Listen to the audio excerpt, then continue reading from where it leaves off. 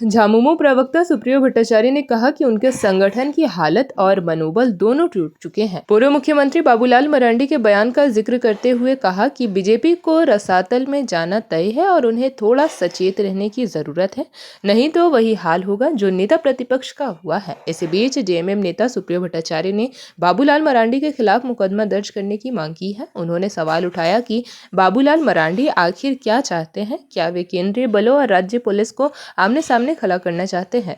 राज्य की शांति व्यवस्था से खिलवाड़ करने वाले बयानों पर अब सख्त कार्रवाई की मांग तेज हो गई है। जोहार साथियों, सोहराय, टुसू, मकर की आप सबको बहुत बहुत आंतरिक शुभकामनाएं। सूर्य अब उत्तरायण है और हमारा राज्य भी अब उत्तरायण की ओर आगे बढ़ा। 25 साल का युवा झारखंड का युवा मुख्यमंत्री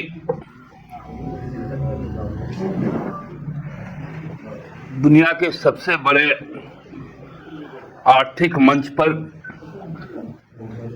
राज्य को उपस्थापित करने के लिए आज दावोस पहुंचे। राज्य ने बहुत कुछ खोया है, त्याग किया है। राष्ट्र शक्ति को मजबूत बनाने के लिए अब समय आया कि राज्य अब अपने पैरों पर, अपने लक्ष्यों के साथ विश्व पटल पर खुद को प्रस्तुत कर रहा है। ये बहुत स्वर्णिम क्षण है जब हमारे माननीय मुख्यमंत्री हेमंत सोरेन जी अंतर्राष्ट्रीय जगत में पहुंचकर यहाँ के जो खनिज संपदा है, मानव संपदा है, जैव संपदा है, वन संपदा है और जो कुशल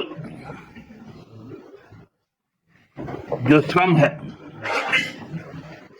उसके साथ साथ राज्य की खूबसूरत वादियां हैं, घने जंगल हैं, अभयारण्य हैं,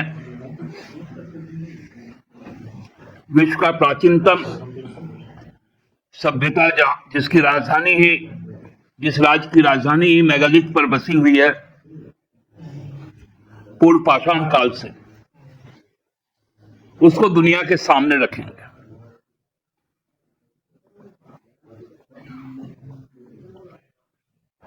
हमको लगता है कि जब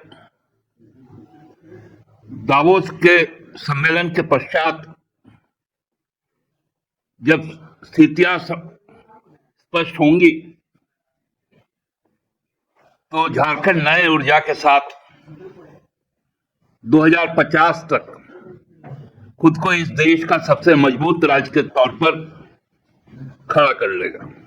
ईडी को लेकर जो तस्वीर आज आई है, इस तरीके से झारखंड पुलिस अंदर गई और उसके बाद से बीजेपी कह रही है कि आप लोग बंगाल के रास्ते पर चल पड़े हैं। बीजेपी क्या कह रही है? कोई रांची पुलिस बीजेपी दफ्तर में तो नहीं गई। ईडी का क्या प्रतिक्रिया है वो बताइए ना। यदि कोई जाके पुलिस के पास कंप्लेन करता है कि हमारे साथ मेरी हत्या की कोशिश हुई, हमारा सर फोड़ा गया और कपड़ा बदलवा कर दूसरे कपड़े से बाहर निकाला गया, तो उसकी जांच रांची पुलिस करेगी या नहीं करेगी?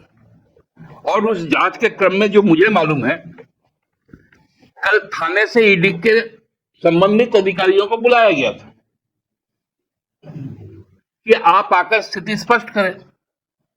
कल वो नहीं गया, तो आज चूंकि 24 घंटा हो भी चुका था, तो आज साक्ष्य के मिलान के लिए रांची पुलिस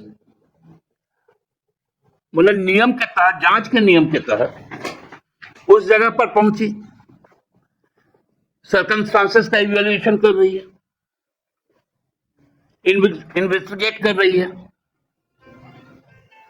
तो इसमें बाबूलाल जी का पेट में दर्द का है हो रहा है। बाबूलाल जी का ये कहना है कि रांची पुलिस इस मामले में इतना प्रोएक्टिव दिख रही है, जब गरीब के बच्चे गायब हो गए थे तो ना तो 24 घंटे में मामला दर्ज किया गया था, ना डॉग स्क्वाड आया, ना सीएफएल। तो एक आंख में काजल और एक आंख में सुरमा से क्या समझा जाए? देखिए, बाबूलाल जी का तो नया डीजीपी आ गया ना, एक तो हम डीजीपी थे, एक कल भी आ गया डीजीपी उनके पास, अब पुलिसिंग भी वही करे।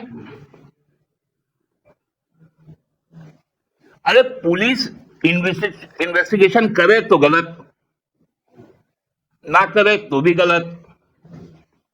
अरे फ्रस्ट्रेशन में क्या बोल रहे हैं, ट्वीट कर रहे हैं गृह मंत्रालय को, आप और सेंट्रल फोर्स भेजिए। क्या चाहते हैं कि स्टेट फोर्स और सेंट्रल फोर्सेस में क्लैश हो जाए? ये क्या प्रोवोकेशन है? उन पे तो आपराधिक मुकदमा दर्ज होना चाहिए उनके इस ट्वीट पर। मैं तो रांची पुलिस से मांग करता हूं कि प्रोवोकेशन के लिए, आर्म फोर्सेस के एक दूसरे के खिलाफ भड़काने के लिए एक आपराधिक साजिश के तहत बाबूलाल जी पर अविलंब मुकदमा दर्ज हो। ये क्या नाटक बना के रखा है? कोई भाजपा के दफ्तर में घुसा है क्या रांची पुलिस? जो प्लेस ऑफ क्राइम या ऑकरेंस जहां पर हुआ है वहां नहीं जाएगी तो किसके घर जाएगी? क्या मतलब है सेंट्रल फोर्स को भेजने का? उनको लॉ एंड ऑर्डर, उनको सुरक्षा हम देते हैं। ये नाटक बंद कर दीजिए, हम लोग इसको बर्दाश्त नहीं करेंगे। दादा, ये कोई अंश और अंशिका की रिकवरी का श्रेय आप किसे देना, पार्टी किसे देती है? देखिए, निश्चित तौर पे श्रेय तो रांची पुलिस को है, क्योंकि झारखंड पुलिस को है, क्योंकि जिस तत्परता के साथ लोगों ने काम किया है, और हम कह सकते हैं कि विगत 6 वर्षों में जितने भी कांड हुए हैं सबका उद्भेदन। जेपी भारत लाइव, भारत की बात जेपी के साथ। वीडियो को लाइक करें, शेयर करें और चैनल को सब्सक्राइब करें।